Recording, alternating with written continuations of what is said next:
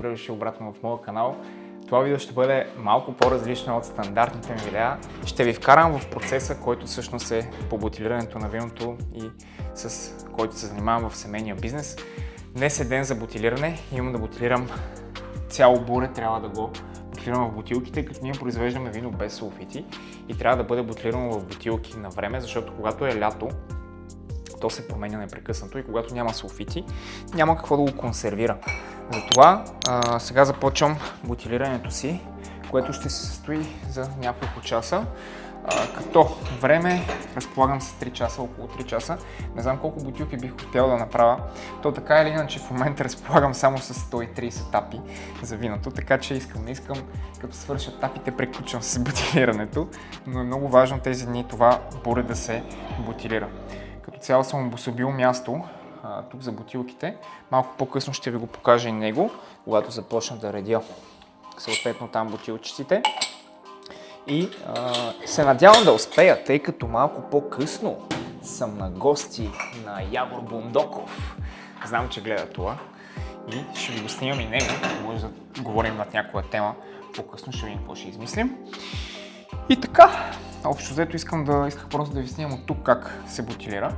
Не знам дали вие всъщност виждате в момента бутилчетата, как под всяко буре под бурето бутилирам всяка бутилка и как всяка бутилка има всъщност нарисувано послание на нея. Това е много ценно. Майка ми ги рисува ръчно на ръка. А между другото ще ви излезе сега в момента сайта ни, онлайн магазина ни, където може да си поръчате от това вино. Ако случайно така ви възбуди интерес и искате да опитате домашно вино, което е недокоснато от човешка ръка, само единствено от слънцето, може да поръчате от нашия сайт. Да разгледате това вино в момента, което бутилирам, се казва Сторгозия. Това е един сорт, който е разработен в Плевенския институт. Много характерно вино за Плевенския край, Северна България. И е красиво на квартал Сторгозия. Може би има някой от вас, който от Сторгозия гледа това видео. Но това вино е много... В момента, поне конкретно на мен лично ми е фаворит.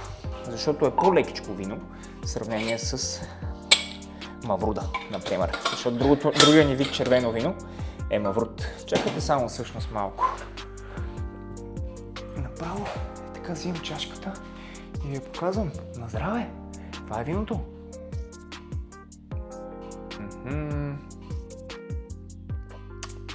Супер! Много го харесвам. Много го харесвам. За мускулите не е най-доброто нещо, което мога да направите, но по една глъчица буре не е проблем. Сега. И то много рядко. Въпреки че напоследък стана доста често. И така, мисля, че след малко ще се включа пак, за да ви покажа докъде съм стигнал, защото няма да стоите сега с мен през цялото време, не искам 3 часа да стоите и да ви отекчавам, въпреки че може да ви говоря някакви интересни неща, но няма да ви разкривам все още всичко за нашия семейен бизнес. Ще има отделни видеа, в които ще ви говоря малко повече за самото ни предприятие. И така, я да видим на тази бутилка какво пише. Прощавай с лекота. Ето го надписа. Прекрасно. Колко ще да е добре да може да прощаваме на всеки с лекота. Трудно е. Определено е трудно да прощаваш на хората, но трябва да се борим с това и да бъдем добри и да прощаваме каквито неща да са ни направили. Трябва да простим и на себе си най-вече да простим и да бъдем свободни. Защото когато не прощавате, много неща ви тежат, не се чувствате добре и най-вече вие самите сте зле. Оставете човека от среща, на когото не сте простили. Затова прощавайте. Прощавайте с лекота, живота е хубав, прекрасен, уникален. Както и камерата, която снимам в момента. Много добра камера, хора! Препоръчвам ви за всички влогъри или за всички, които искате да документирате живота си. Много добра камера. Много добра камера. В момента тестваме микрофона за първи път. Надявам се да ме чувате много добре. Това, което виждам като скала, се чувам доста добре. Стига ще почвам да говоря глупости. Малко по-късно ще се включа, за да видите останалите неща.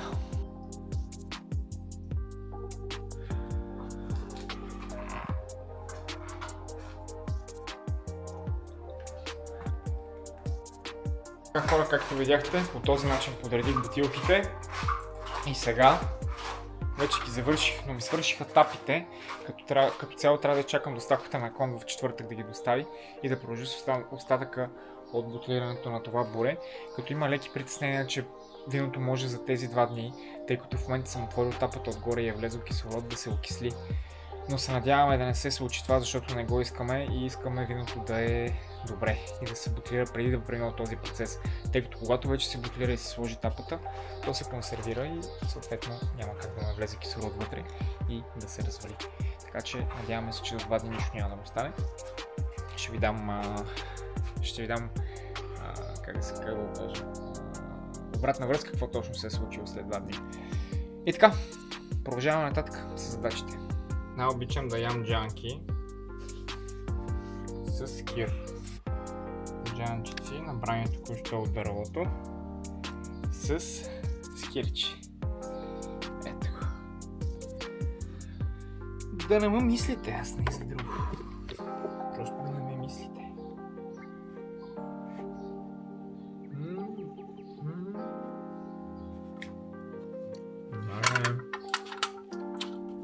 Те са тъмън. Сега е протеинът тук.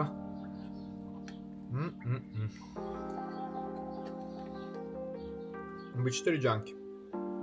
Пишете в коментарите. Познавате ли го?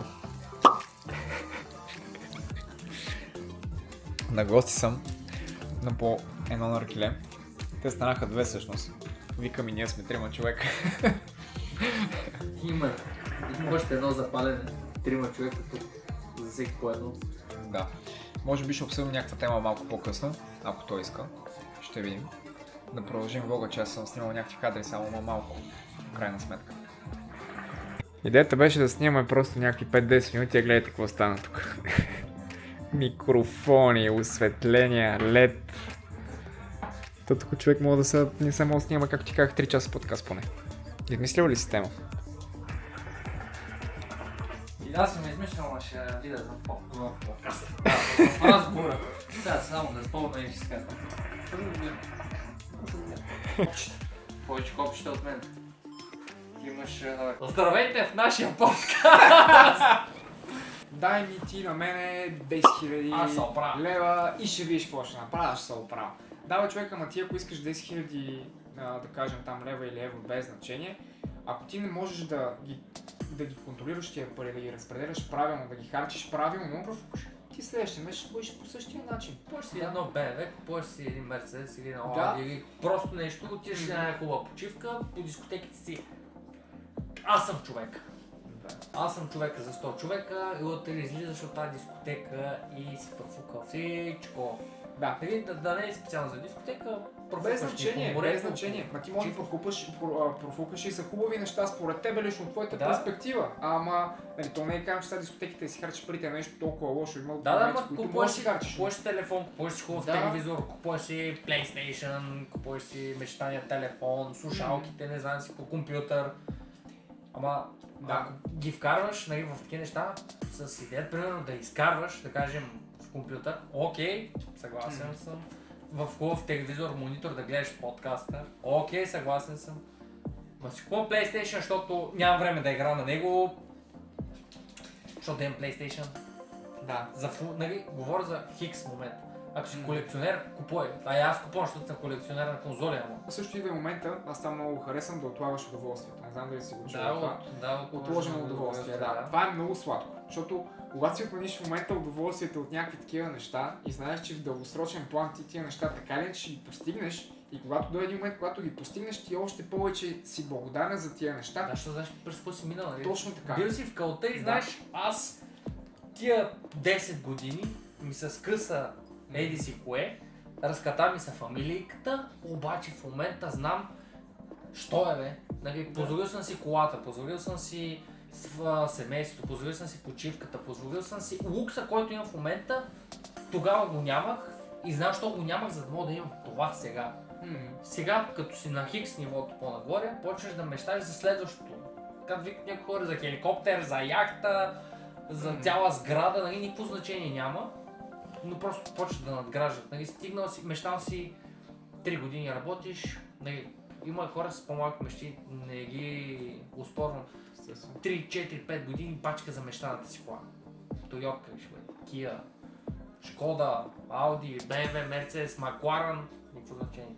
Той човек, това му е мечтата, бе, примерно да има си къща, има семейство, обаче иска си мечтаната кола. Нещо в контекста на, искам да кажа, на вярата ми, на Бог, тъй като аз вярвам в Бог.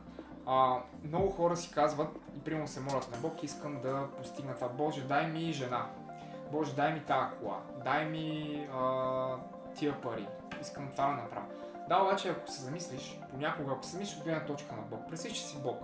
Абе, той пич иска това да му го дам, ама той готов ли е това нещо да го поеме? Моля да го контролира. Защо да му дам тази жена, като той в момента дори не мога да я задържи тази жена? Аз хубаво ще му я дам тази жена, но той ще се усере деца вика. Той не знае как да комуникира с жена, няма нужните финанси, няма нужните умения, няма амбиции. Така ли, че ако му я дам, то ще му стане още по-зле, защото ще я загуби тази жена. Има моменти, в които Бог преценя по такъв начин, че не ви дава това нещо конкретно, което желаете, а трябва вие сами да си го извоювате и да го спечелите, за да може вие да го заслужите. Трябва да стигнеш нивото, където... Да. Не може ти да си на най-ниското ниво и да искаш най-скъпото нещо или... Да, буквално най-прости пример за повечето хора, които са играли някакви игри. Искаш ултра рер на брони, каски, оръжие и тем подобни, ти си левел първи. Къде отиваш? Нали трябва да дигнеш левел да си позволиш това нещо? Точно това, което ти каза. Ако в момента ние трябва да кажем да изнесем от нашите продукти за чужбина на 2-3 държави, дори една бе, ние няма да се справим. Разбираш ли, няма да смогнем на това нещо. Така че аз в момента дали го искам, може би не точно, защото не сме готови за това нещо. Сега идва и момента, в който ти трябва малко да се надградиш и да излезеш в комфорта и да... Идва егото, тук трябва да тиснеш, що пък да не мога. Да, що пък да не мога и да си ядеш въпреки това усилие и да кажеш, абе, ще мога, ще го направя. И въпреки, че като ти дойде всичкото на куп, ти трябва да се справиш по някакъв начин с него. И тук не знаеш как ще се справиш. Тук идва мъжкото, което жена ми постоянно го повтаря.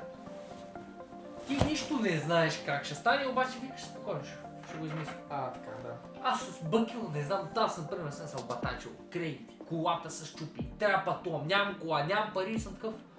Тя вече почнава да се пресня как ще оценя с такъв. Ще го измисля.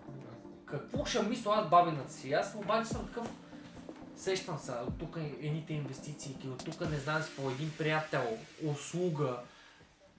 Много е важно да имате приятели. Тук по третия подчертавам да имате приятели. Не познати приятели. Я дай нещо тъмнел да измислим.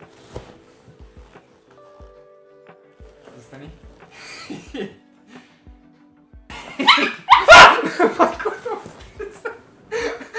Трябва да се мори бебето. Това се снима. Мале, чакай, извинявай, как беше? Това е Най... Това е сипно, добър.